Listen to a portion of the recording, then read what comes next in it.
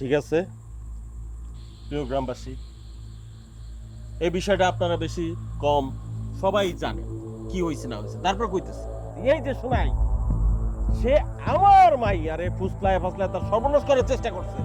আগামী নির্বাচনে আমি যেন জিততে না পারি, আমার প্রতিপক্ষের প্ররোচনায় সে আমার মান সম্মান তুলায় মিশাইতে চাইছে, আমার মায়ের সর্বনাশ করতে চাইছে। এখন আপনাদের উপর আমি ছেড়ে দিলাম, যা ফয়সালা হয় আপনারা করেন। শালা তোর কত বড় সাহস, তুই চেয়ারম্যানের মায়ের দিকে হাত দিছস, তোর হাত আমি আজকে কাটতে পেলাম। আলতাফকে থামাও। আলতাফ, তুমি উত্তেজিত হয় না তো, বসো, এখানে মুরব্বীরা আছে তারা দেখবে, তুমি বসো তো। আরে তোমরাই যদি বিচার করবা তাহলে আমাদেরকে ডাকছো কেন সেটা বলো। শোনাই, যা সত্য সেটাই ভরা মজলিসে খুইলে ক বাবা। আবেদিন কাকা, আমি কালকে রাত্রে আসছি এটা ঠিক, কিন্তু জয়নাল কাকা যা বলতেছে ওইরকম কোনো উদ্দেশ্য আমার ছিল না।